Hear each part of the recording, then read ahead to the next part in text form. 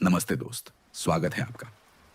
आज की रात हम एक बेहद कोमल, गर्माहट से भरी और सुकून देने वाली कहानी के साथ बैठे हैं, जिसका नाम है गांव की नफरत और हिंदू मुस्लिम की दोस्ती। कड़ाके की ठंड से जमी हुई एक गांव की रात, चौराहे के बीच जलता हुआ अलाव और उसके पास बैठे दो पुराने दोस्त। एक का नाम रघुनाथ, दूसरे का नाम सलीम।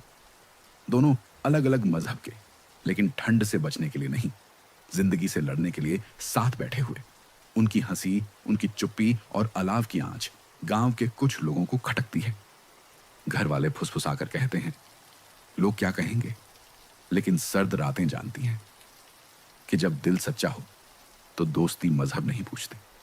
और हर गुजरती रात के साथ रघुनाथ और सलीम की दोस्ती और भी गहरी होती चली जाती है। ये सिर्फ एक कहानी नहीं है दोस्त, ये उन दिनों की याद है जब इंसान की सबसे बड़ी दौलत उसका साथ होता था। जब अलाव के पास बैठना और चाय की भाप देखना ही दिन की सबसे बड़ी राहत हुआ करती थी। जैसे जैसे आप इस कहानी में उतरेंगे, आपकी थकी हुई आंखें धीरे धीरे भारी होने लगेंगी और दिल के किसी कोने में एक अनकहा सा सुकून चुपचाप आकर बैठ जाएगा। अगर ऐसी मीठी, नींद लाने वाली गांव की कहानियां आपको भी सुकून देती हैं, तो चैनल को जरूर सब्सक्राइब कीजिए और बेल आइकन दबाना मत भूलिए, ताकि हर रात हमारी कहानी सबसे पहले आप तक पहुंच सके। यहां हर रात एक नई कहानी आती है, आपको सुलाने, आपकी थकान उतारने और आपको उस गांव में ले जाने जहां रिश्ते आज भी दिल से निभाए जाते थे। और बताइए जरा दोस्त, आप किस शहर से और किस गांव की यादों से हमें सुन रहे हैं? इस वक्त आपकी घड़ी में रात के कितने बजे हैं? आपका हर कमेंट, हर लाइक हमें यह एहसास दिलाता है कि आप वहीं कहीं हैं, शायद रजाई ओढ़े हुए, शायद आंखें बंद किए, लेकिन हमारी आवाज सुनते हुए। अब चलिए, रोशनी थोड़ी धीमी कर लीजिए, पंखे की हल्की सी आवाज को महसूस कीजिए और धीरे धीरे अपनी आंखें बंद कर लीजिए, क्योंकि अब हम चल पड़ते हैं उस गांव की ओर जहां अलाव की आंच दिलों की दूरी मिटा देती थी और दोस्ती हर नफरत से बड़ी हुआ करती थी। सर्दी उस रात किसी पुराने कर्ज की तरह गांव पर छड़ी हुई थी, धीमी, चुपचाप, पर हड्डियों तक उतर जाने वाली। धुंध ने कच्ची गलियों को ऐसे लपेट रखा था जैसे कोई मां अपने सोते बच्चे को ओढ़नी ओढ़ा दे। दूर दूर तक खेतों से आती गीली मिट्टी की गंध हवा में तैर रही थी और कहीं कहीं से सरसों के सूखे डंठलों के जलने की हल्की सी खुशबू भी मिल जाती, जैसे रात खुद अपना चेहरा सेंक रही हो।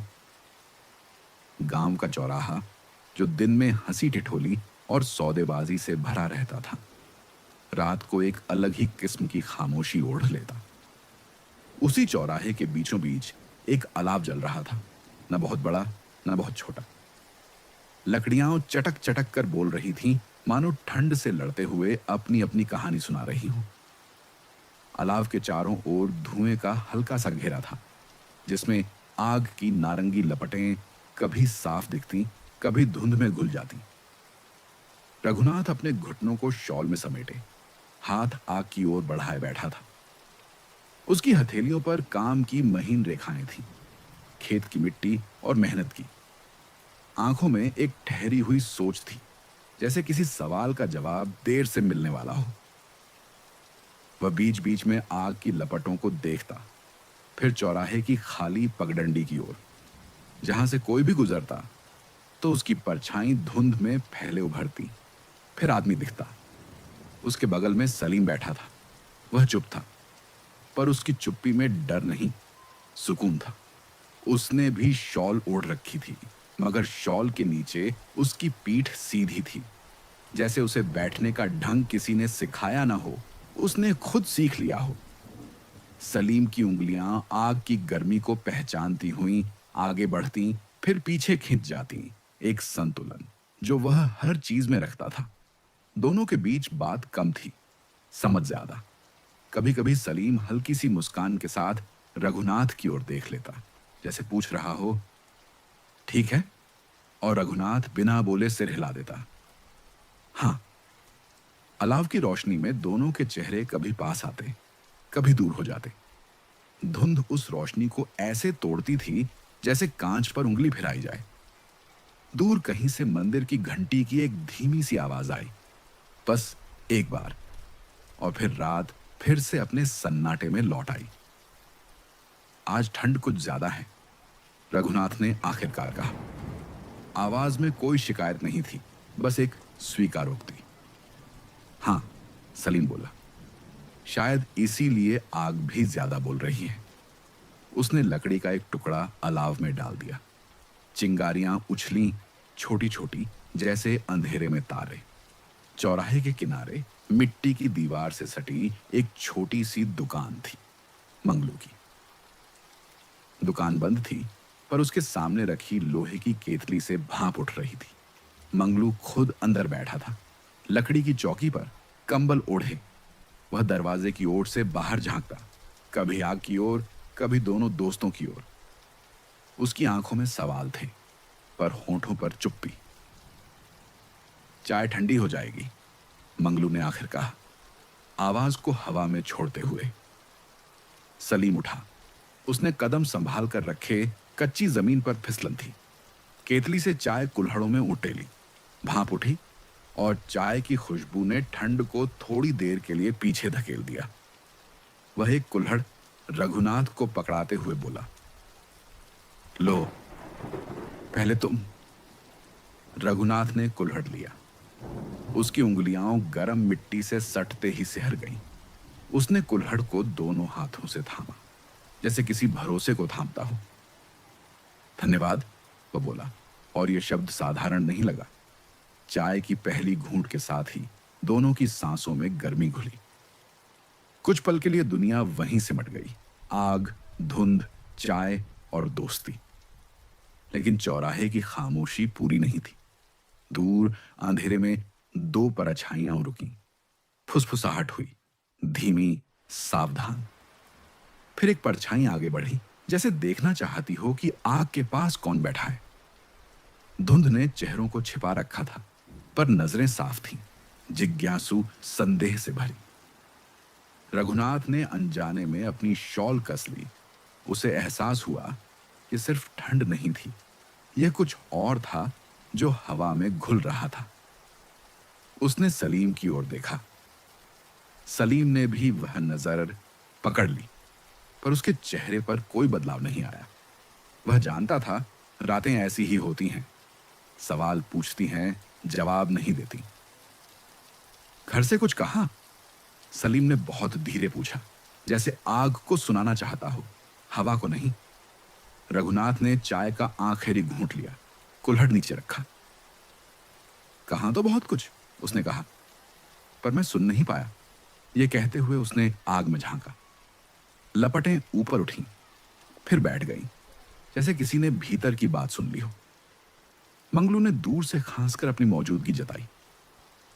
आज देर तक बैठे रहोगे? उसने पूछा। सवाल साधारण था, पर उसका मतलब कई परतों वाला। जब तक आग है, सलीम ने जवाब दिया। और जब आग बुझ जाएगी, मंगलू ने कहा। रघुनाथ ने इस बार सलीम की ओर देखा। सलीम मुस्कुराया। तब भी, उसने कहा, गर्मी याद रहेगी। धुंध थोड़ी और गाढ़ी हो गई। कहीं दूर खेतों में कोई जानवर हिला, सूखी पत्तियों की सरसराहट आई। हवा ने दिशा बदली और आग का धुआं कुछ देर के लिए रघुनाथ के चेहरे पर छा गया।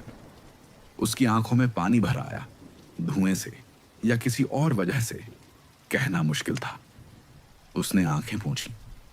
भीतर कहीं एक सवाल फिर उठा, लोग क्या कहेंगे? सवाल भारी था, पर उसके सामने बैठा सलीम उससे भी ज्यादा सच्चा था। अलाव के पास बैठी इस दोस्ती ने अब भी कोई घोषणा नहीं की थी, ना कोई वादा, ना कोई चुनौती। बस ठंड की रात में साथ बैठना, इतना ही। पर गांव जानता था, ऐसी आगें अक्सर दूर तक रोशनी देती हैं, और कुछ आंखें रोशनी से डरती हैं। रात ने धीरे धीरे अपनी सांस गहरी की। चौराहा वहीं था, पर अब कुछ बदल चुका था।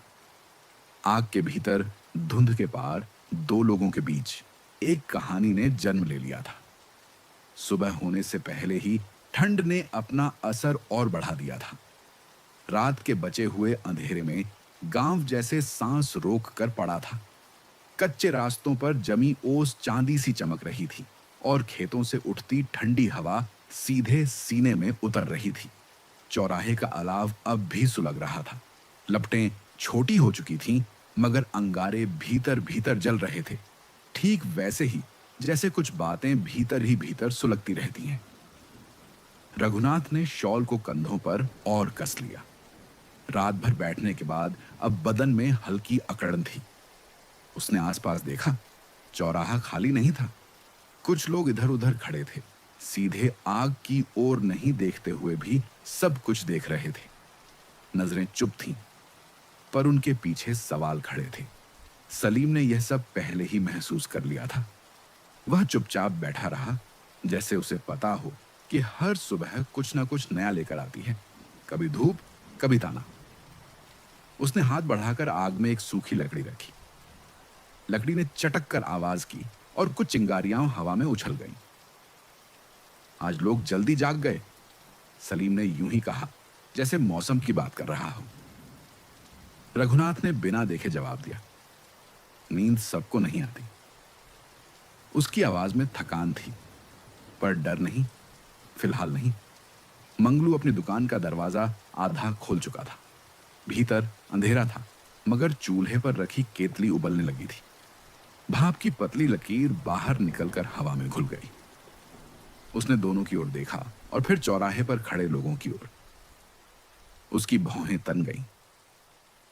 आज चाय ज्यादा बनेगी, मंगलू ने खुद से कहा, पर बात सबके लिए थी। पहला कुल्हड़ जैसे ही बाहर आया, एक आदमी आगे बढ़ा।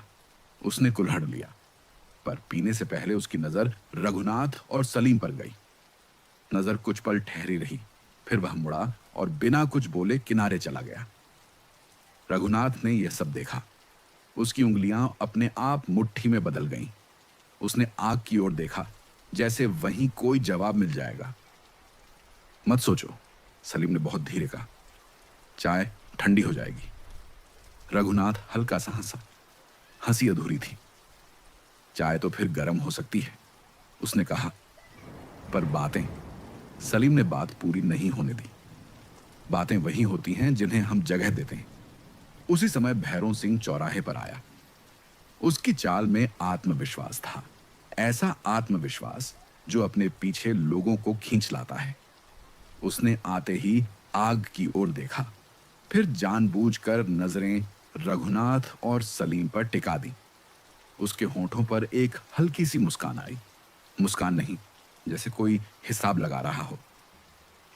आज ठंड कुछ ज्यादा नहीं, भैरों सिंह ने ऊंची आवाज में कहा।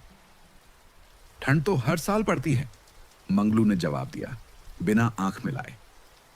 भैरों सिंह ने कुल्हड़ उठाया, चाय का घूंट लिया और फिर बोला, हां, पर कुछ आगे नहीं होती है। उसकी बात हवा में तैरती रह गई। कुछ लोगों ने एक दूसरे की ओर देखा। किसी ने हंसने की कोशिश की, पर हंसी निकल नहीं पाई। रघुनाथ का दिल जोर से धड़का। उसे लगा जैसे बात सीधे उसी से कही गई हो। उसने सलीम की ओर देखा। सलीम की आंखें शांत थीं, वैसी ही जैसी रात में थी। उसने कुल्हड़ उठाया और भैरों सिंह की ओर बिना देखे चाय पी ली। यह छोटी सी बात थी, पर चौराहे की हवा बदल गई। अब लोग खुलकर देखने लगे थे। कोई कह नहीं रहा था, पर सब कुछ कहा जा चुका था। थोड़ी देर बाद जाफर चचा वहां पहुंचे। उनके कदम धीमे थे, पर उनकी मौजूदगी में वजन था। उन्होंने आग के पास बैठते हुए हाथ फैलाए और अंगारों की गर्मी ली। सर्दी बढ़ गई है, उन्होंने कहा, जैसे किसी पुराने दोस्त से बात कर रहे हो। बढ़ती ही जाती है, मंगलू बोला। जाफर चचा ने चाय ली और घूंट भरकर बोले, पर हर ठंड का एक मौसम होता है।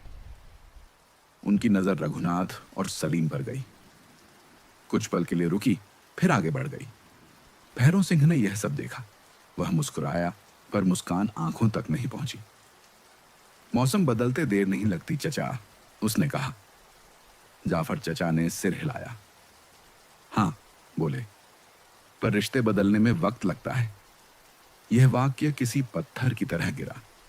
किसी ने कुछ नहीं कहा, बस अलाव ने एक बार फिर चटक कर आवाज की। सूरज की हल्की सी लालिमा पूरब की ओर दिखने लगी थी। धुंध अब भी थी, पर उसमें एक नई रोशनी घुल रही थी। रघुनाथ ने महसूस किया, अब यह सिर्फ रात की दोस्ती नहीं रही, दिन की नजरें भी इसमें शामिल हो चुकी थी। उसने मन ही मन सोचा, लोग क्या कहेंगे?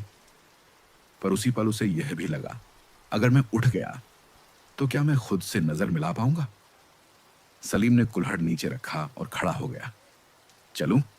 उसने रघुनाथ से पूछा। कोई दबाव नहीं, बस साथ का सवाल। रघुनाथ कुछ पल चुप रहा, फिर वह भी खड़ा हो गया। चलो, उसने कहा। दोनों ने एक साथ आग की ओर आखिरी नजर डाली। अंगारे अब भी चमक रहे थे, जैसे कह रहे हों, यह गर्मी अभी खत्म नहीं हुई। पीछे चौराहे पर नजरें थीं, कुछ ठंडी, कुछ सोच में डूबी हुई। मंगलू ने दूर से देखा। जाफर चचा ने हल्का सा सिर हिलाया और भैरव सिंह की मुस्कान थोड़ी और गहरी हो गई।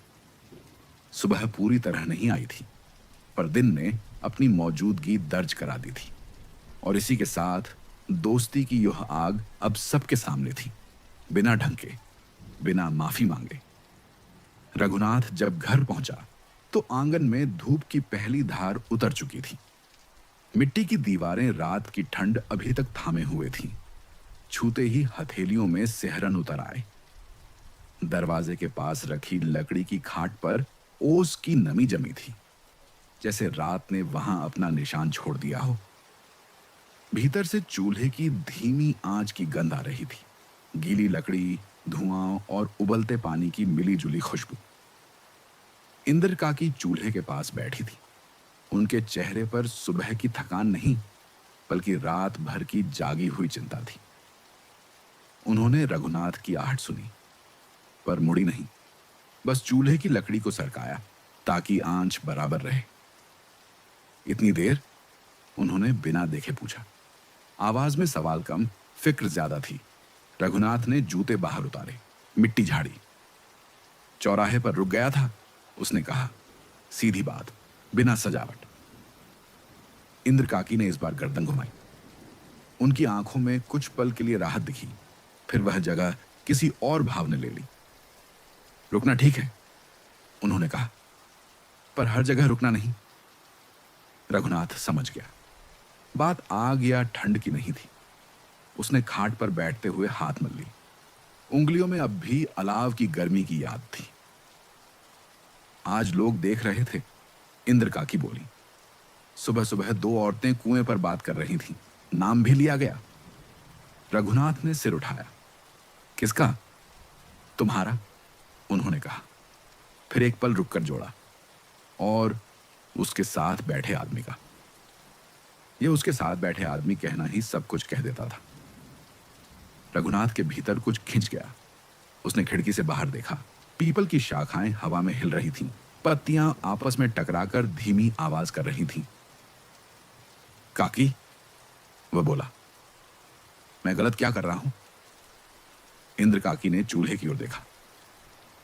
गलत ठीक सब जगह नहीं देखा जाता, उन्होंने कहा। कुछ बातें समाज देखता है। समाज कब मेरे साथ चौराहे पर बैठा? रघुनाथ की आवाज ऊंची नहीं हुई, पर उसमें कसक थी। इंद्र काकी चुप रही। उन्होंने गर्म पानी में चाय पत्ती डाली। उबाल आया, भाप उठी, जैसे घर के भीतर दबा हुआ कुछ बाहर निकलना चाहता हो। लोग क्या कहेंगे, उन्होंने आखिर कहा। यह वाक्य उन्होंने पहली बार नहीं बोला था, पर आज इसका वजन ज्यादा था। रघुनाथ ने आंखें बंद कर ली। यही सवाल रात भर उसके भीतर घूमता रहा था। उसने धीमे से कहा, अगर मैं ना बैठूं तो क्या लोग कुछ नहीं कहेंगे? इंद्र काकी के हाथ रुक गए। कुछ पल ऐसे गुजरे जिनमें सिर्फ चूल्हे की आवाज थी। फिर उन्होंने चाय को कप में उंडेला। कहेंगे, उन्होंने कहा, पर अलग तरह से। रघुनाथ ने कप लिया। चाय की गर्मी हथेलियों में फैल गई। तो फिर फर्क क्या है? इंद्र काकी ने उसकी ओर देखा, सीधे, पहली बार। फर्क यह है, उन्होंने कहा, कि एक रास्ता आसान है, दूसरा नहीं। घर के बाहर किसी के कदमों की आहट हुई। मंगलू आवाज देते हुए अंदर आया। काकी, रघुनाथ है क्या? उसने पूछा। रघुनाथ बाहर निकला।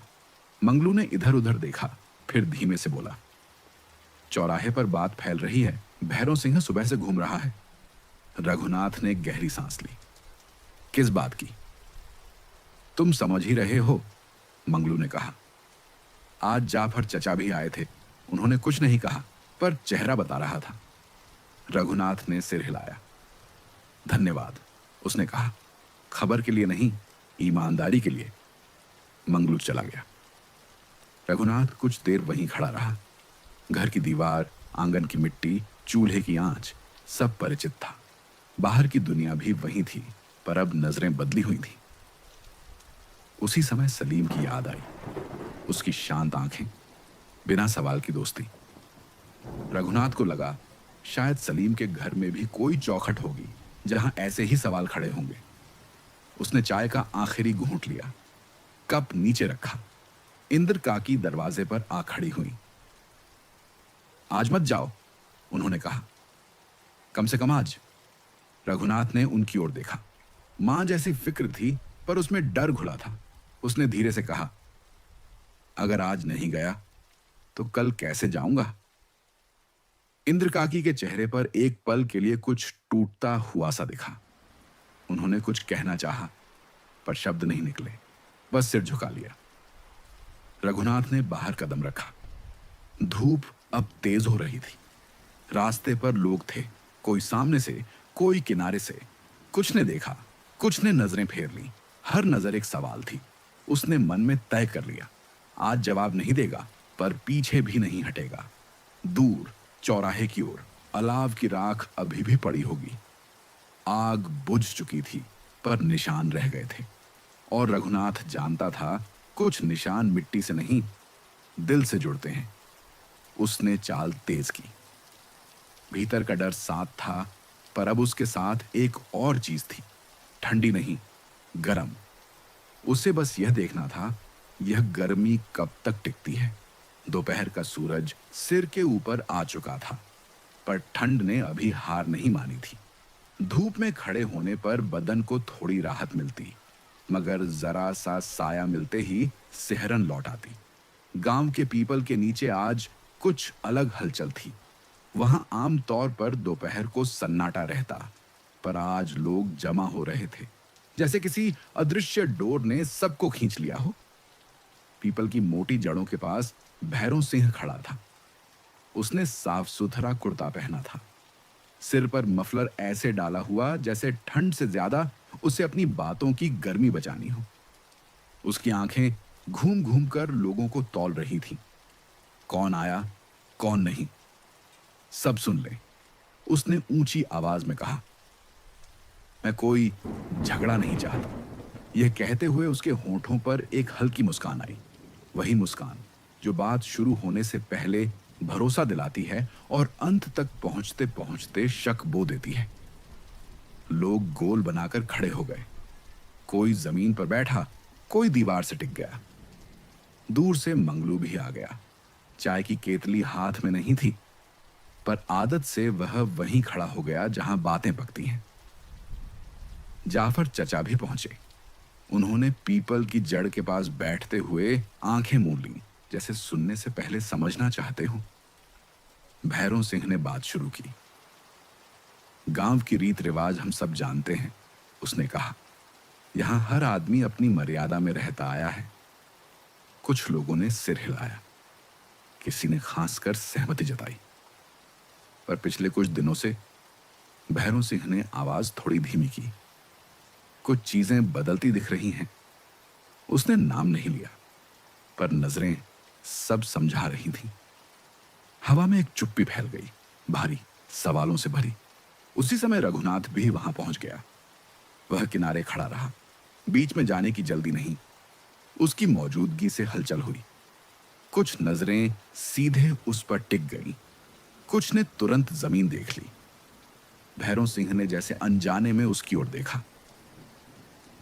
मैं किसी का नाम नहीं लूंगा, उसने कहा, पर जो हो रहा है उस पर सोचना जरूरी है।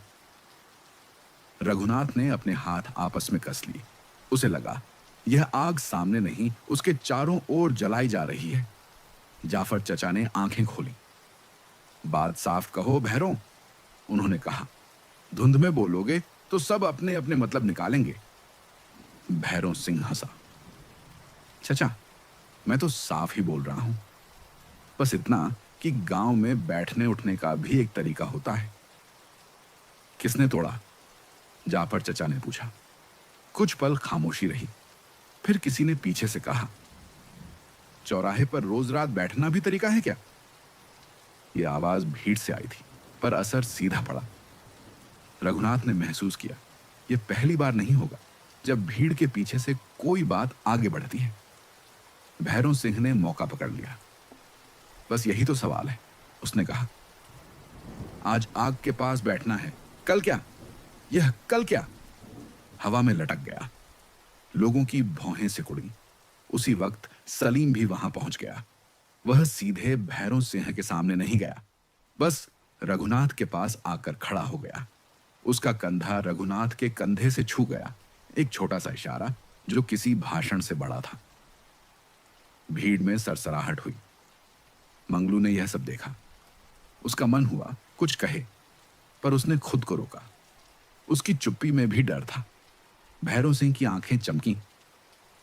देखो, उसने कहा, मैं किसी की दोस्ती पर सवाल नहीं उठा रहा, पर दोस्ती भी वही ठीक जो सबको ठीक लगे। रघुनाथ से रहा नहीं गया। उसने पहली बार मुंह खोला। और अगर किसी को न लगे, यह सवाल सीधा था। भीड़ एक पल के लिए ठिठक गई। भैरों सिंह ने मुस्कान को संभालते हुए कहा, तब नुकसान भी उसी का होगा। सलीम ने रघुनाथ की ओर देखा।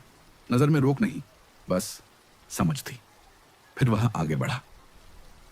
नुकसान तब होता है, उसने शांत स्वर में कहा, जब लोग बिना जाने डरने लगते हैं।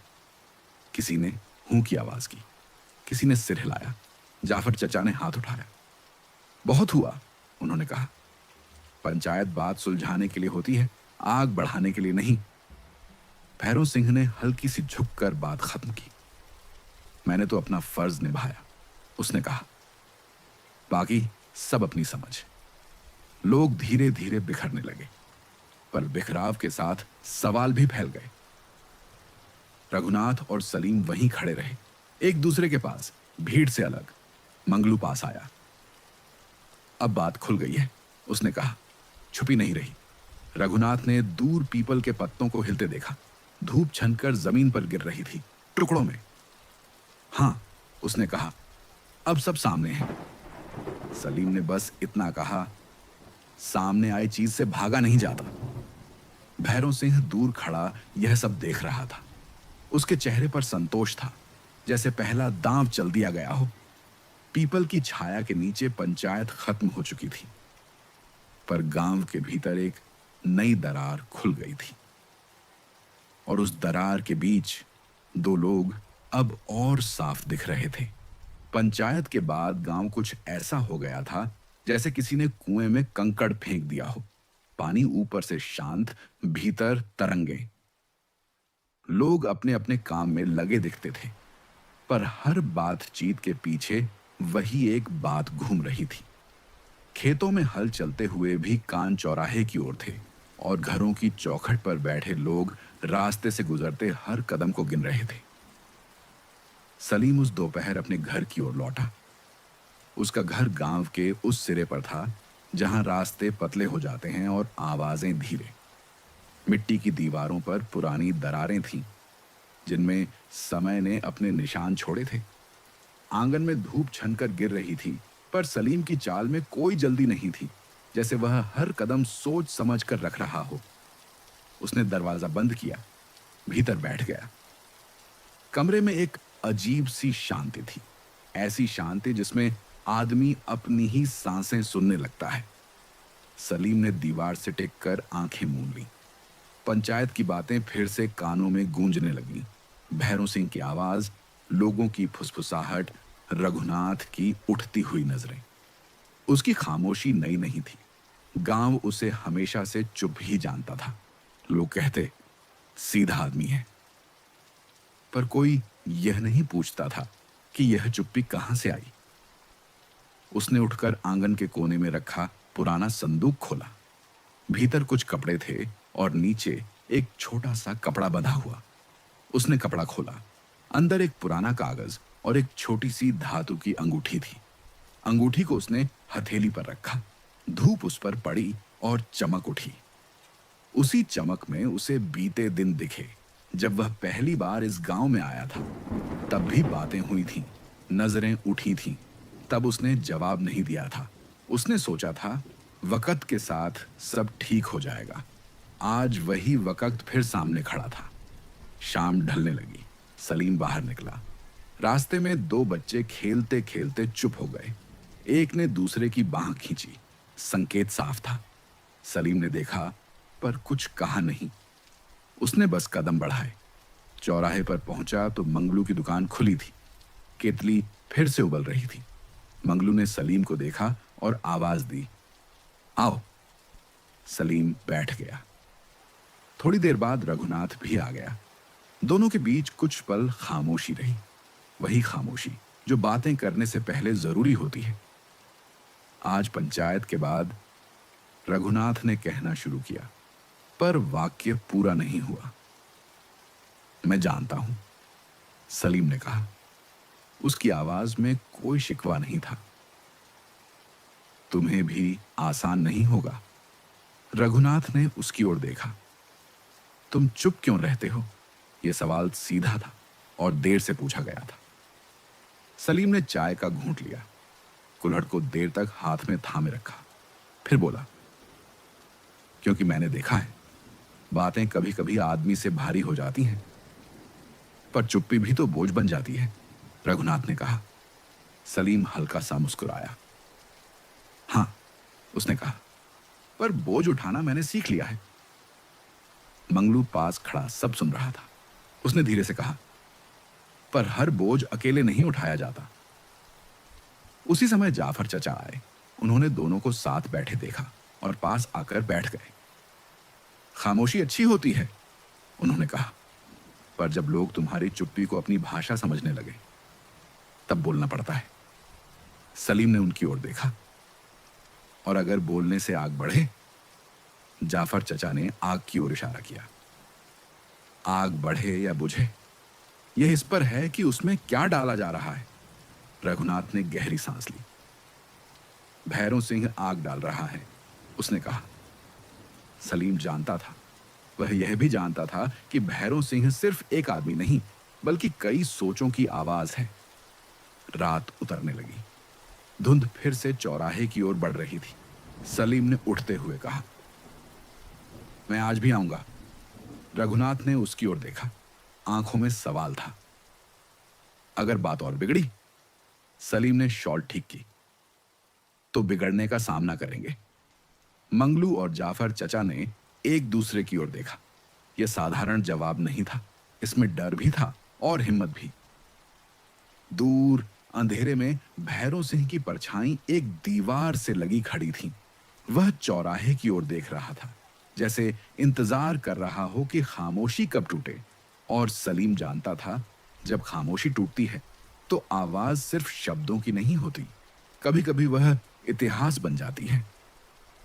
रात उतरते ही गांव का चेहरा बदल गया। दिन की बातें जैसे थक कर चुप हो गईं और अंधेरे ने उन्हें अपनी गोद में समेट लिया। धुंध इस बार पहले से ज्यादा घनी थी, ऐसी कि हाथ बढ़ाओ तो अपनी उंगलियां भी साफ न दिखें। कच्ची गलियों में चलते हुए पैरों की आवाज मिट्टी में ही डूब जाती और दूर खेतों से आती हवा सीने को चीरती हुई लगती। चौराहे पर अलाव फिर जल रहा था। आग की लपटें हवा में कांप रही थीं, जैसे खुद भी डर रही हूं। सलीम सबसे पहले पहुंचा।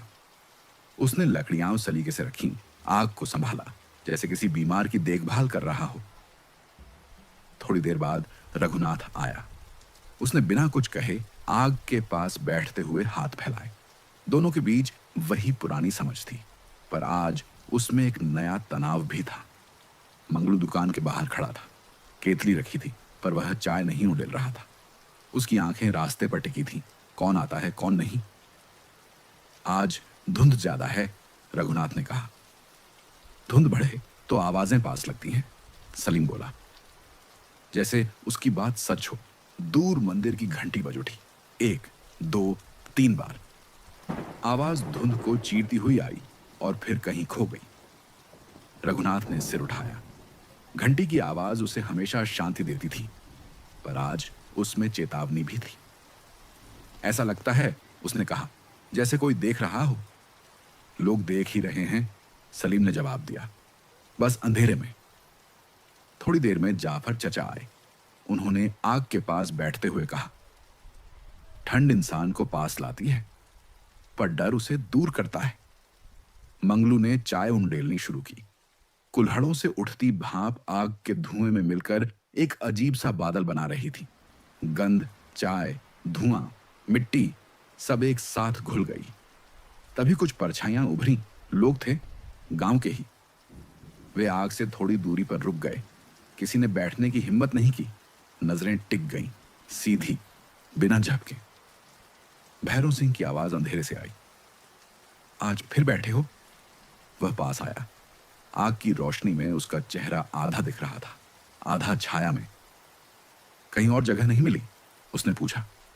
आवाज में सवाल से ज्यादा चुनौती थी। रघुनाथ खड़ा नहीं हुआ। उसने बस कहा, यह चौराहा सबका है। भैरव सिंह हंसा। सबका? उसने दोहराया। या बस कुछ का? जाफर चचा ने बीच में कहा। अलाव की गर्मी किसी को मना नहीं करती। भैरव सिंह ने उनकी ओर देखा। गर्मी ठीक है चचा, उसने कहा, पर धुआं आंखों में चुभता है। यह कहते हुए उसने जानबूझकर धुएं की ओर इशारा किया। भीड़ में खड़े कुछ लोग असहज हो गए। मंगलू का हाथ केतली पर रुक गया। सलीम ने पहली बार भैरव सिंह की आंखों में सीधे देखा। धुआं वहीं जाता है, उसने शांत स्वर में कहा, जहां हवा ले जाए। कुछ पल के लिए सन्नाटा छा गया। सिर्फ आग की चटक सुनाई दी। फिर मंदिर की घंटी फिर बजी, इस बार लंबी। रघुनाथ को लगा जैसे घंटी किसी सवाल का जवाब मांग रही हो। उसने भीतर एक हलचल महसूस की, डर और गुस्से की मिलीजुली। भैरव, जाफर चचा बोले, आज की रात को यूं ही जाने दो। भैरव सिंह ने एक पल सोचा, फिर बोला, मैं तो देखने आया था। उसने पीछे खड़े लोगों की ओर देखा। देख भी लिया। वह मुड़ा और अंधेरे में चला गया। उसके साथ कुछ परछाइयां भी घुल गईं। मंगलू ने राहत की सांस ली। आज बच गई, उसने कहा। सलीम ने आग में लकड़ी डाली। हर रात बची नहीं रहती, उसने जवाब दिया। रघुनाथ ने सिर झुका लिया।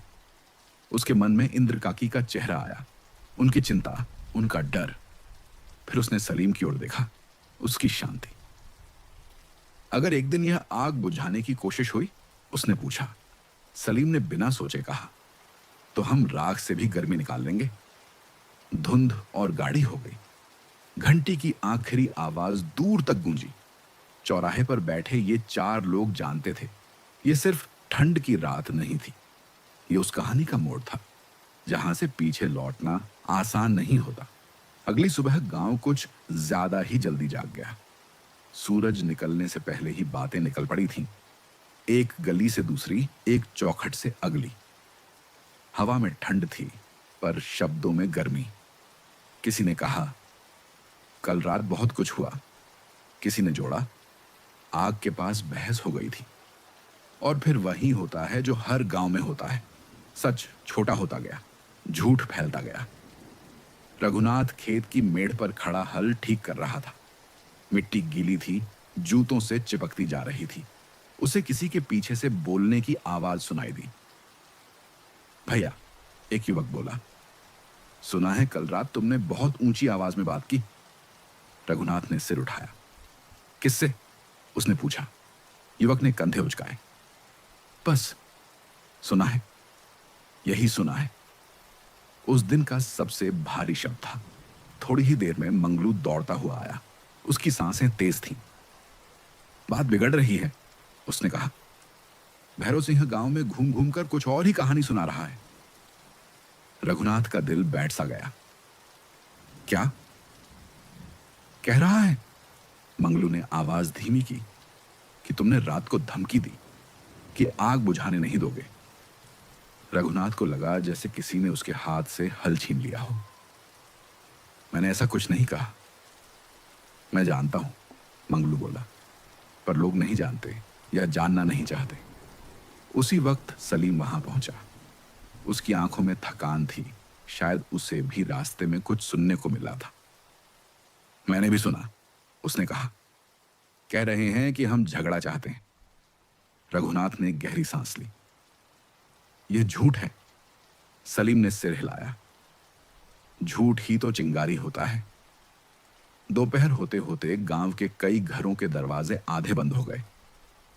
इंद्र काकी कुएं से पानी भरकर लौटी तो दो औरतों की बातें उनके कानों में पड़ी।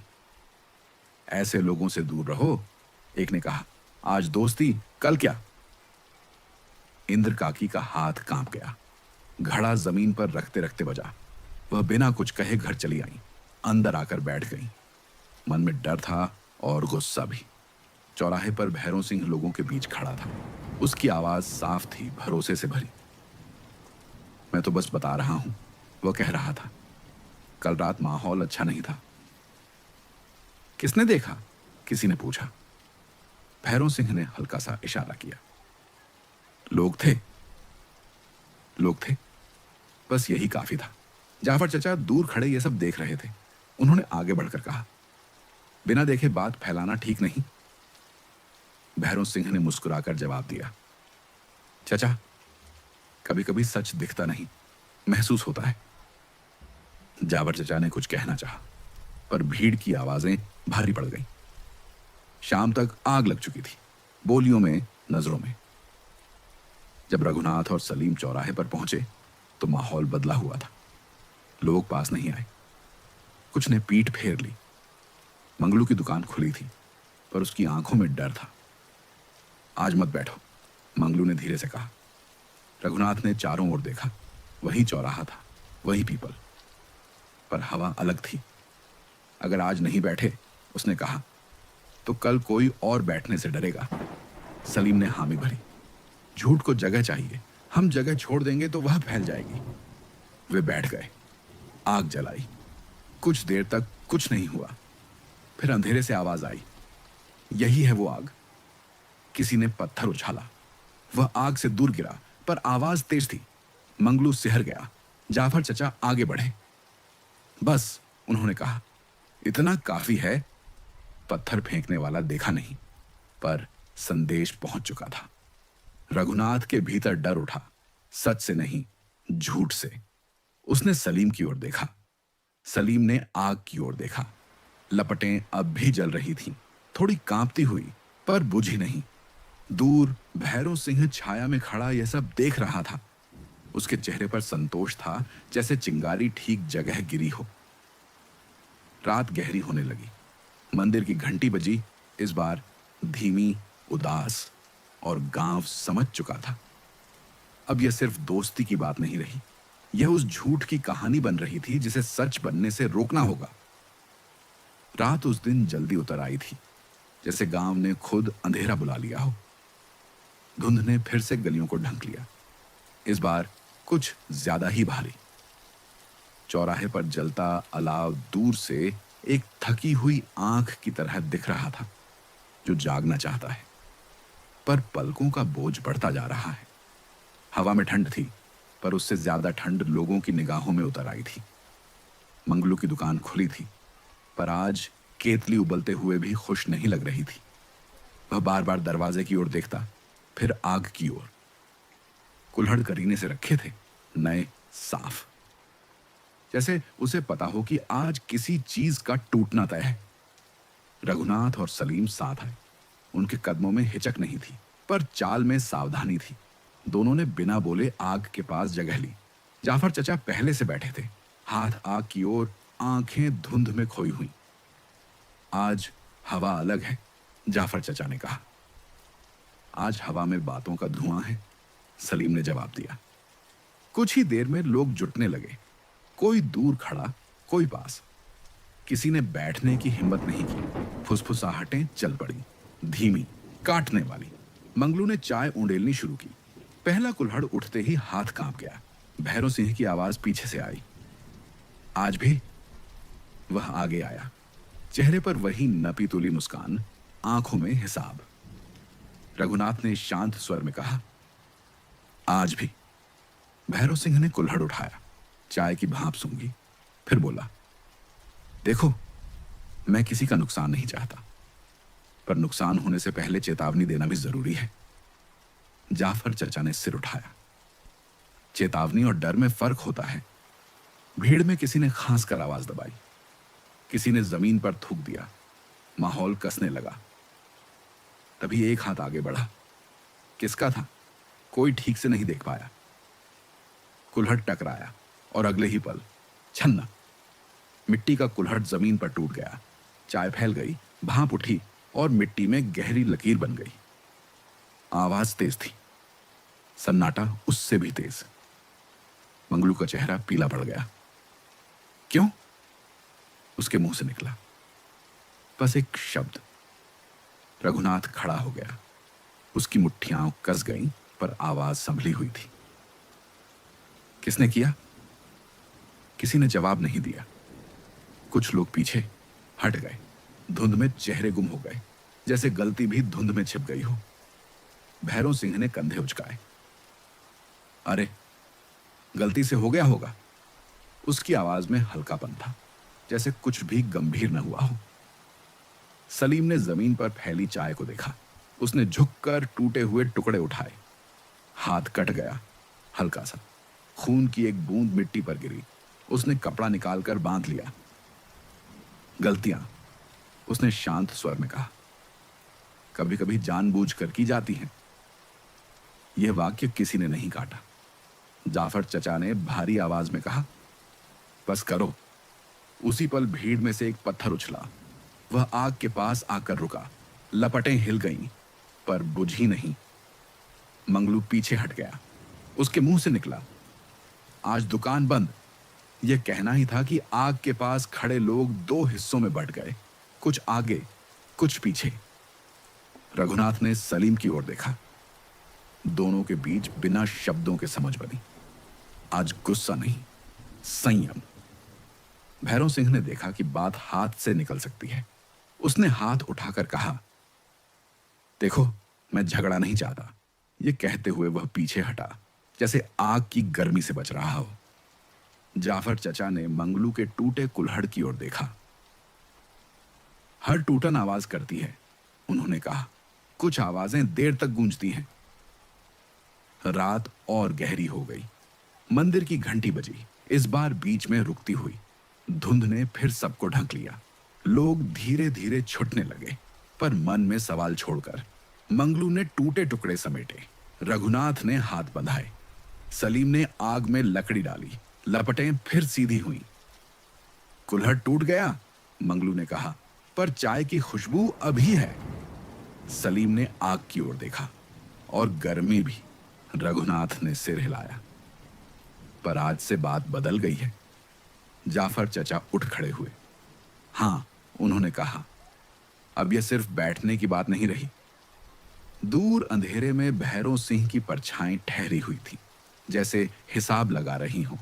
और चौराहे पर मिट्टी में पड़ी कुल्हड़ की किरचें चुपचाप गवाही दे रही थीं कि आज कुछ टूट गया है, जिसे जोड़ना आसान नहीं होगा।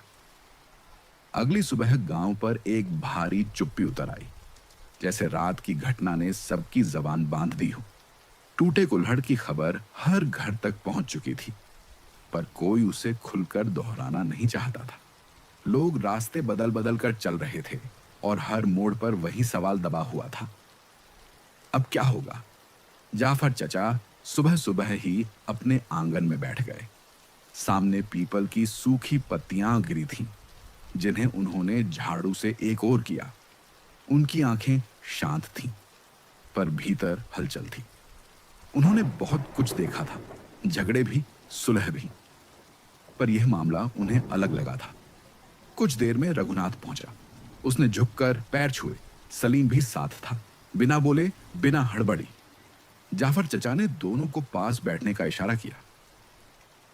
आज गांव की हवा भारी है, जाफर चचा ने कहा।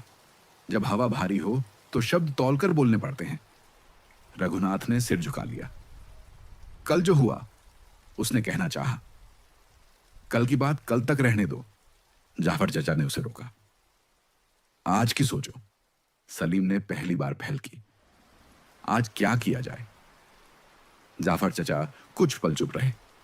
उन्होंने जमीन से एक सूखी पत्ती उठाई और उंगलियों में मसल दी। देखो, उन्होंने कहा, झूठ को अगर अंधेरे में छोड़ दिया जाए तो वह फैलता है। उसे रोशनी चाहिए ताकि सब उसका रंग देख सकें।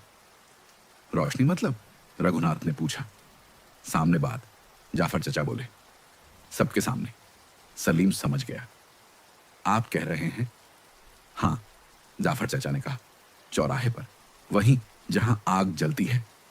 रघुनाथ को इंद्र काकी का चेहरा याद आया, उनकी चिंता, उनका डर। अगर बात बिगड़ गई, जाफर चचा ने उसकी ओर देखा, तो बिगड़ने की वजह साफ हो जाएगी। दोपहर होते होते मंगलू भी आ गया। उसने सुनते ही कहा, मेरी दुकान का नाम आएगा। नाम तो आएगा, जाफर चचा बोले, पर सच के साथ। मंगलू ने गहरी सांस ली। ठीक है। शाम को खबर फैल गई, आज चौराहे पर जाफर चचा बोलेंगे। यह खबर अपने आप फैल गई, बिना भैरों सिंह के, शायद इसलिए और तेजी से। सूरज ढलते ही लोग जमा होने लगे। इस बार धुंध हल्की थी, पर हवा में तनाव था। रघुनाथ और सलीम साथ खड़े थे, मंगलू दुकान के सामने, जाफर चचा बीच में। भैरों सिंह भी आया। उसने दूर खड़े होकर सब देखा। उसकी आंखों में चौकन्नापन था। जाफर चचा ने बोलना शुरू किया। उनकी आवाज ऊंची नहीं थी, पर साफ थी। कल रात जो हुआ वह किसी एक का नहीं था, उन्होंने कहा। वह हम सबका आईना था। भीड़ खामोश थी। कुल्हड़ टूटना छोटी बात है, जाफर चचा ने कहा, पर टूटने के बाद चुप रहना बड़ी बात। उन्होंने रघुनाथ और सलीम की ओर देखा। ये दोनों यहां बैठे, कोई चोरी नहीं, कोई छुपाव नहीं। भैरों सिंह ने हल्का सा मुस्कुराकर कहा, पर डर तो फैला। जाफर चचा ने उसकी ओर देखा। डर फैलाया गया। भीड़ में सरसराहट हुई। अगर किसी ने देखा कि धमकी दी गई, जाफर चचा बोले, तो आगे आए। कोई नहीं बोला। मंगलू ने आगे बढ़कर कहा, मैं वहां था, धमकी नहीं थी। कुछ लोग हैरान हुए। भैरों सिंह का चेहरा सख्त हो गया। झूठ चुप्पी से ताकत पाता है, जाफर चचा बोले। आज चुप्पी टूटनी चाहिए। कुछ पल भारी खामोशी रही। फिर एक आदमी बोला, मैंने भी कुछ नहीं सुना। दूसरे ने सिर हिलाया। भैरों सिंह ने देखा कि माहौल बदल रहा है। उसने बात मोड़नी चाहिए। मैंने तो बस सुनी सुनाई कही थी। यही सबसे बड़ा झूठ होता है, जाफर चचा ने कहा। अंधेरा गहराने लगा। मंदिर की घंटी बजी। एक बार। रघुनाथ ने सलीम की ओर देखा। दोनों की आंखों में थकान थी, पर साथ भी। जाफर चचा ने आखिरी बात कही, आज फैसला नहीं होगा, पर सच का रास्ता खुल गया है। लोग धीरे धीरे छूटने लगे। बात पूरी नहीं हुई थी, पर दिशा मिल गई थी। दूर भैरों सिंह खड़ा रहा। उसकी आंखों में अब संतोष नहीं था, सावधानी थी। और चौराहे पर आग फिर जली, थोड़ी तेज, थोड़ी साफ, जैसे कह रही हो, अब कहानी मोड़ पर है। रात के बाद सुबह आई, पर उसके साथ हल्कापन नहीं लाई। आसमान धूसर था, ऐसा जैसे बादल खुद तय नहीं कर पा रहे हों कि बरसना है या बस डराना है। हवा में मिट्टी की हल्की सी गंध तैर रही थी, जो आमतौर पर बारिश से पहले आती है। गांव के लोग इसे पहचानते थे। ये गंध बताती थी कि कुछ बदलने वाला है। रघुनाथ खेत की मेड़ पर खड़ा था। हल्की फुहार गिरी, बस एक बूंद। उसने हथेली आगे बढ़ाकर देखा। मिट्टी ने उस बूंद को तुरंत पी लिया। उसे लगा जैसे धरती भी प्यासे की तरह इंतजार कर रही हो। उसके भीतर भी कुछ वैसा ही था, एक बेचैनी जो बरसने से पहले की होती है। घर लौटते वक्त इंद्र काकी ने उसे रोक लिया। आज मत जाओ, उन्होंने फिर कहा, आवाज में थकान, आंखों में डर। आज बादल भारी हैं। रघुनाथ ने आसमान देखा। काकी, उसने कहा, भारी बादल कभी कभी जरूरी होते हैं। इंद्र काकी ने कुछ नहीं कहा। उन्होंने बस उसके कंधे पर हाथ रखा, जैसे आशीर्वाद दे रही हो या शायद खुद को संभाल रही हो। चौराहे पर मंगलू दुकान खोल रहा था। उसने देखा कि लोग आज कम थे। केतली रखी, पर आंच धीमी रखी, जैसे खुद भी इंतजार में हो। थोड़ी देर में जाफर चचा आए। उनकी चाल में ठहराव था, आंखों में निर्णय। आज रात बात पूरी करनी होगी, उन्होंने मंगलू से कहा।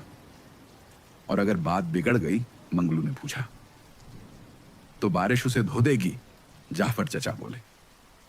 सलीम दोपहर में ही चौराहे पर आ गया। उसने अलाव के लिए लकड़ियां सहेज दी। हालांकि मौसम बता रहा था कि आग टिकेगी नहीं। रघुनाथ पहुंचा तो दोनों ने एक दूसरे को देखा। आज शब्द कम थे, समझ ज्यादा। आज लोग आएंगे? रघुनाथ ने पूछा। आज लोग सुनेंगे, सलीम ने कहा। शाम ढलते ढलते बादल और घिराए। हवा तेज हुई। पीपल के पत्ते जोर से सरसराए, जैसे कुछ कह रहे हों। लोग जुटने लगे, पर इस बार दूरी कम थी। चेहरे साफ दिख रहे थे, नजरें सीधी थीं, कुछ संकोच से, कुछ जिज्ञासा से। भैरव सिंह भी आया। आज उसके चेहरे पर मुस्कान नहीं थी। उसने भीड़ का जायजा लिया, फिर जाफर चचा की ओर देखा, जैसे समझ गया हो कि आज खेल अलग है। जाफर चचा ने बोलना शुरू किया। कल हमने सच की शुरुआत की थी, उन्होंने कहा। आज उसे पूरा करना है। भीड़ शांत थी। तभी आसमान गरजा, धीमी, दूर की गड़गड़ाहट।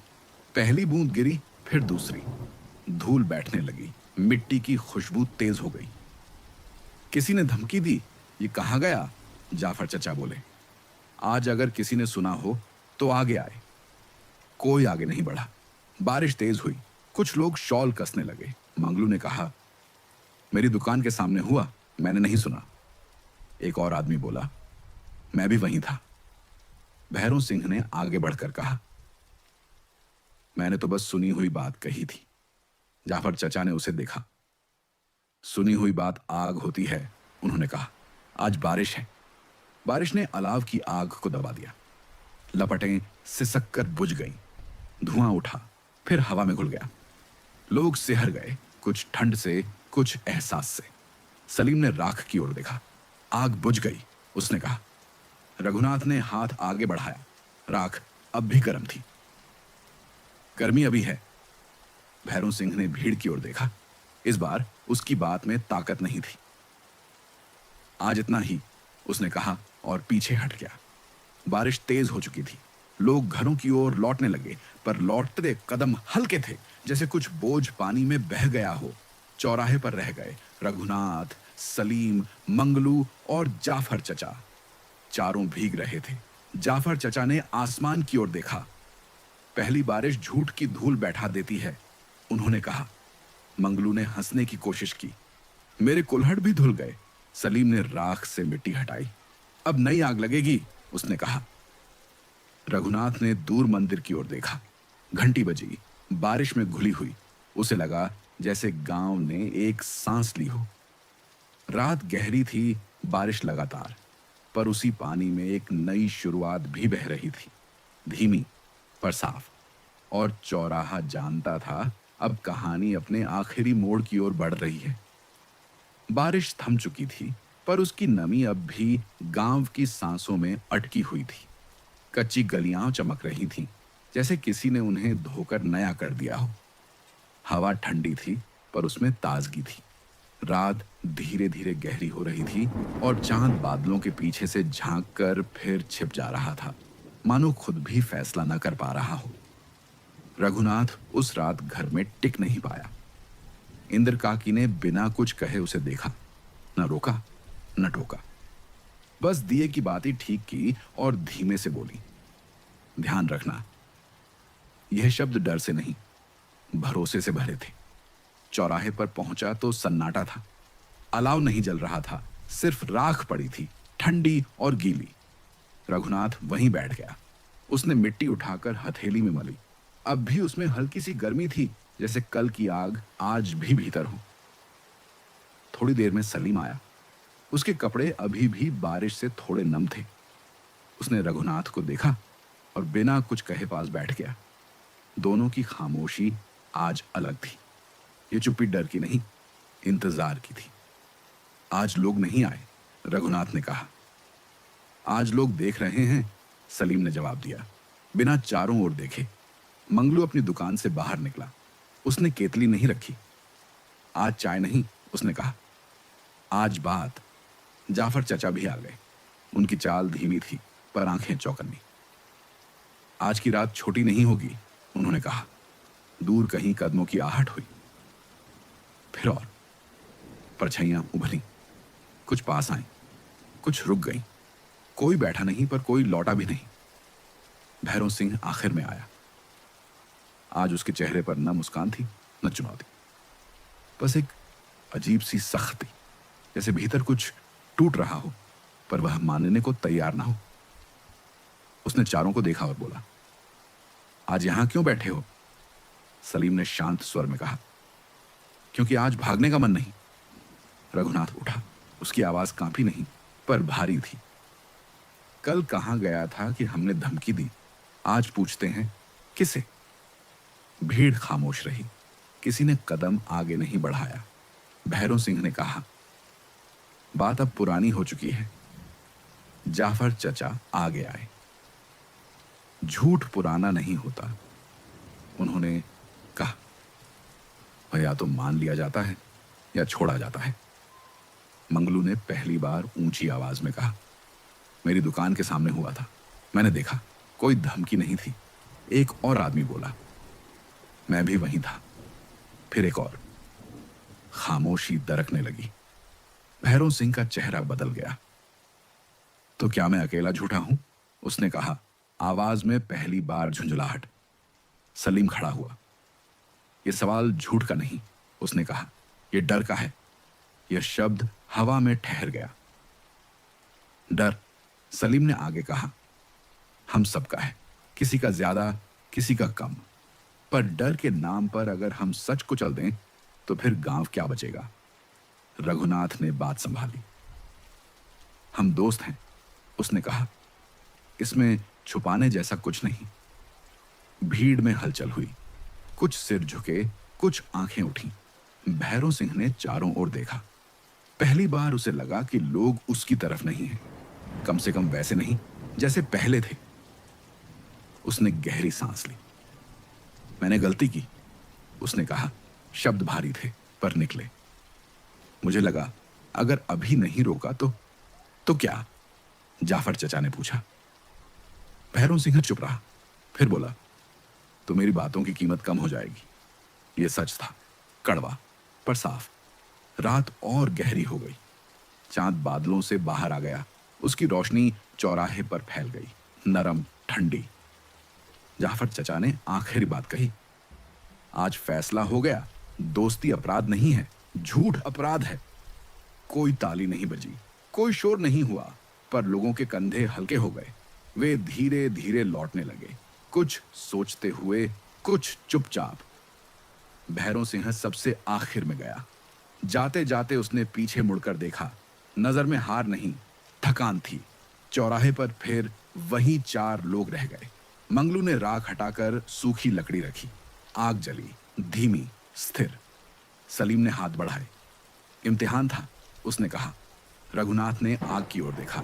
और आज पास हो गए। दूर मंदिर की घंटी बजी। एक बार, साफ। रात ने जैसे सिर हिलाकर कहा, अब बस एक सुबह बाकी है। सुबह उस दिन अलग थी। ऐसा नहीं कि सूरज कुछ ज्यादा तेज निकला हो या हवा ने अचानक अपना स्वभाव बदल लिया हो, पर गांव ने जब आंखें खोली तो रात का बोझ थोड़ा हल्का था। कच्ची गलियों में पानी की पतली धारियां चमक रही थीं, जैसे बारिश ने जमीन को धोकर आईने की तरह छोड़ दिया हो।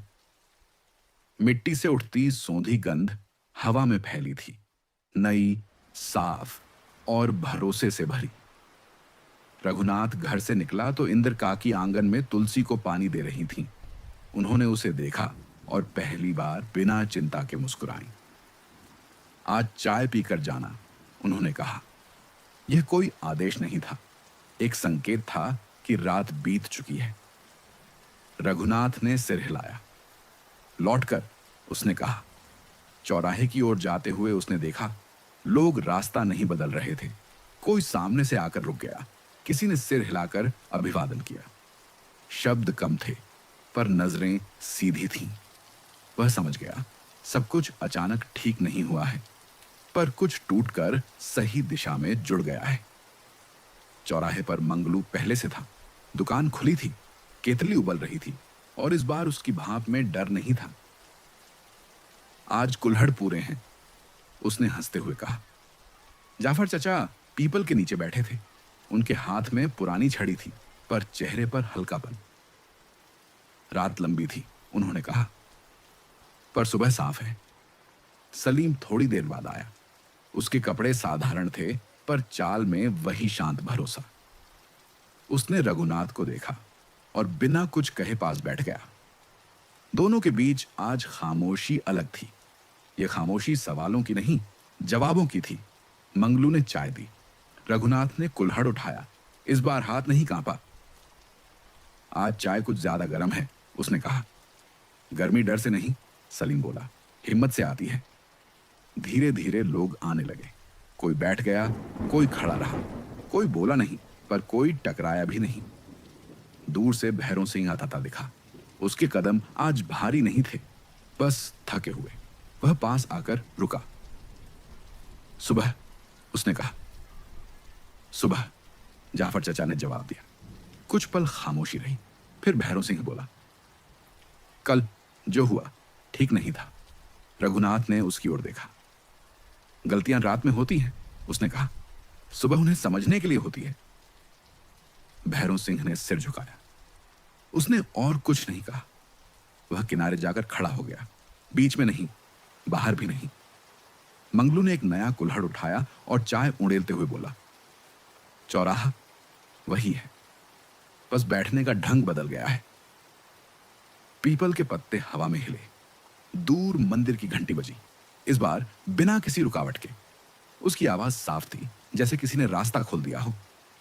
सलीम ने राख हटाकर सूखी लकड़ी रखी। आग जली, छोटी, स्थिर। रघुनाथ ने हाथ बढ़ाए। गर्मी महसूस हुई, सीधी, सच्ची। इंद्र काकी दूर से आती दिखी। उन्होंने चौराहे पर रुककर दोनों को देखा। कुछ पल ठहरी, फिर आगे बढ़ गईं, बिना डर, बिना हड़बड़ी। जाफर चचा ने चारों ओर नजर घुमाई। गांव ऐसे ही चलते हैं, उन्होंने कहा, शोर से नहीं, समझ से। रघुनाथ और सलीम चुपचाप बैठे रहे। उनके बीच अब कुछ साबित करने को नहीं था। दोस्ती अब सवाल नहीं, सच थी। धूप पूरी तरह फैल चुकी थी। धुंध उठ चुकी थी। चौराहा जाग चुका था, जैसे हमेशा से यही चाहता हो। और गांव ने पहली बार बिना बोले मान लिया कि कुछ रिश्ते आग से नहीं जलते, वे तो बस गर्मी बांटते हैं। दोपहर ढलने लगी थी, पर उस दिन धूप थकती नहीं दिखी। पीपल की छाया लंबी होकर चौराहे तक आ गई थी, जैसे पेड़ खुद बैठकर सब देखना चाहता हो। हवा में अब ठंड की चुभन नहीं थी, बस हल्की सी ठंडक जो याद दिलाती है कि मौसम बदल चुका है, पर स्मृतियां अब भी ठहरी हैं। मंगलू की दुकान पर चाय लगातार बन रही थी।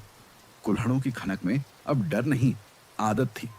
लोग आते, बैठते, दो घूंट पीते और बिना कतराई नजरों के उठ जाते। यह कोई जश्न नहीं था, यह सामान्य होना था, और गांव में सामान्य होना सबसे बड़ा बदलाव होता है। रघुनाथ खेत से लौटते हुए रुका। उसके जूते मिट्टी से सने थे, पर चेहरे पर एक सहजता थी, जैसे भीतर का बोझ कहीं उतर गया हो। उसने चौराहे की ओर देखा। वही जगह, वही पीपल, वही दुकान, पर हवा अलग थी। उसने मन ही मन सोचा, शायद जगह नहीं बदलती, नजर बदलती है। सलीम वहां पहले से था। वह एक बुजुर्ग के लिए टूटी कुर्सी ठीक कर रहा था, चुपचाप, ध्यान से। रघुनाथ पास आया। दोनों ने एक दूसरे की ओर देखा और मुस्कुरा दिए, बिना वजह, बिना डर। आज काम ज्यादा है, रघुनाथ ने कहा। काम तो रोज होता है, सलीम बोला, पर आज थकाता नहीं, जाफर चचा पास आकर बैठे। उन्होंने दूर खेतों की ओर देखा, जहां धूप सरसों की बालियों पर चमक रही थी। जब मन का बोझ उतर जाए, उन्होंने कहा, तो हाथ का काम भी हल्का हो जाता है। उसी समय इंद्र काकी चौराहे पर आई। उनके हाथ में सब्जियों की टोकरी थी। वे पहले यहां से निकल जाती थीं, पर आज रुकी। उन्होंने मंगलू से चाय ली। कुल्हड़ पकड़ते हुए उनके हाथ नहीं कांपे। आज चाय अच्छी है, उन्होंने कहा। मंगलू मुस्कुराया। आज पीने वाले भी बदले हैं। थोड़ी देर बाद भैरव सिंह आया। वह इस बार किनारे नहीं रुका। उसने चौराहे के बीच की खाली जगह को देखा, वही जगह जहां कभी शब्दों की आग लगी थी। उसने एक गहरी सांस ली और आगे बढ़ा। रघुनाथ, उसने कहा। रघुनाथ मुड़ा। हाँ। भैरव सिंह ने सलीम की ओर देखा, फिर दोनों की ओर। गलतफहमी मैंने बढ़ाई, उसने कहा। शायद इसलिए कि मुझे लगा, अगर सब एक जैसे हो जाएंगे तो मेरी बात कौन सुनेगा। सलीम ने शांत स्वर में कहा, आवाज ऊंची होने से बात बड़ी नहीं होती। भैरव सिंह ने सिर हिलाया। आज समझ आया। उसने जाफर चचा की ओर देखा। धन्यवाद चचा। जाफर चचा ने हल्की सी मुस्कान दी। समझ आ जाए वही काफी है। पीपल के पत्ते सरसराए। दूर मंदिर की घंटी बजी, न नियमित न चेतावनी, बस मौजूदगी की तरह। चौराहे पर बैठे लोग एक दूसरे को देखने लगे। किसी ने कुछ कहा नहीं, पर कुछ बदल गया था, जैसे राख के नीचे से रोशनी उठ रही हो। रघुनाथ ने आग की राख को देखा, अब ठंडी। उसने मुट्ठी में थोड़ी सी राख उठाई और धीरे से जमीन पर बिखेर दी। आग की जरूरत नहीं, उसने कहा। गर्मी अब साथ है। सलीम ने हामी भरी। और साथ बचा रहे, उसने कहा। शाम होते होते चौराहा फिर अपनी रोजमर्रा में लौट आया। बच्चे खेलते हुए गुजरे। एक ने हंसते हुए पूछा, चाचा, आज आग नहीं जलाई? मंगलू ने कहा, आज धूप काफी है। सूरज ढलते वक्त रघुनाथ और सलीम साथ साथ उठे। उनके कदमों में अब कोई हड़बड़ी नहीं थी। पीछे मुड़कर उन्होंने चौराहे को देखा, जहां कभी नफरत ने जगह ढूंढी थी और आज दोस्ती ने उसे भर दिया था। गांव ने कोई ऐलान नहीं किया, कोई पत्थर की लकीर नहीं खींची। बस इतना किया कि रोज की जिंदगी को थोड़ा और ईमानदार बना लिया। और यही ईमानदारी उस चौराहे की सबसे बड़ी जीत थी। रात फिर आई, पर इस बार चौराहे पर कोई बेचैनी नहीं थी।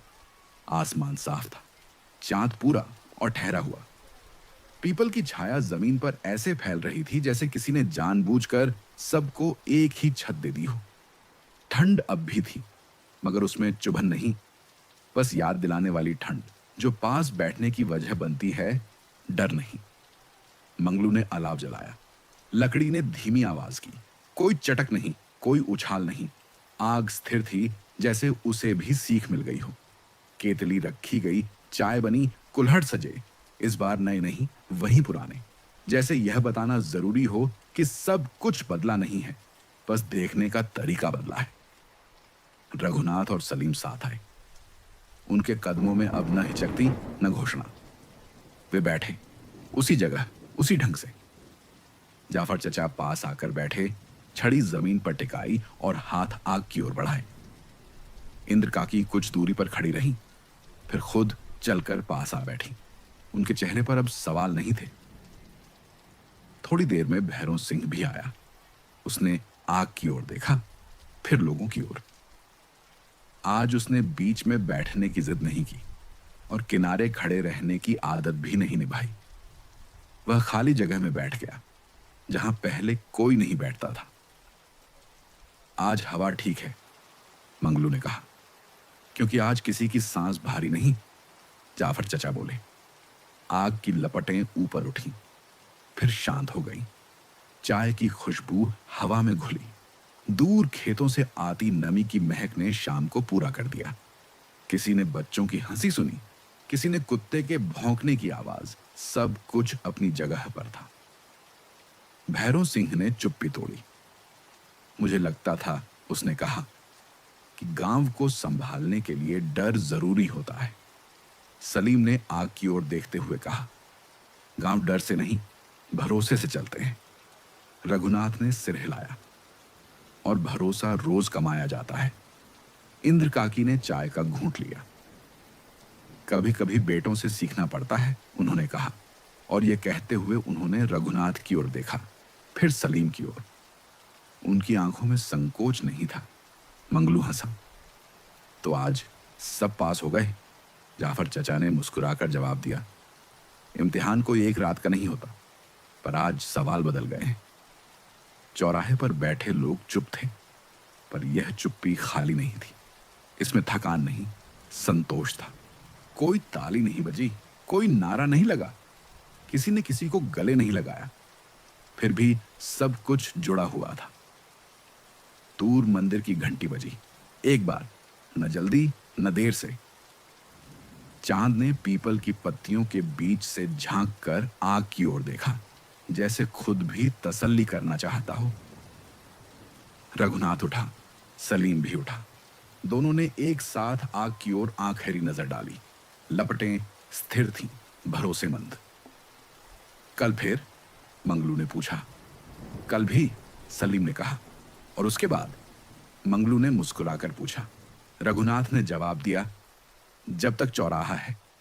वे चले गए, अलग अलग गलियों की ओर, पर कदमों की लय एक जैसी थी।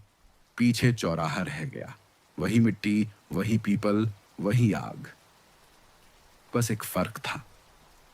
अब जब कोई पूछे यहां क्या हुआ था, तो चौराहा जवाब देता, कुछ खास नहीं, बस लोग इंसान बनकर बैठे थे, और गांव के लिए इतना ही काफी था।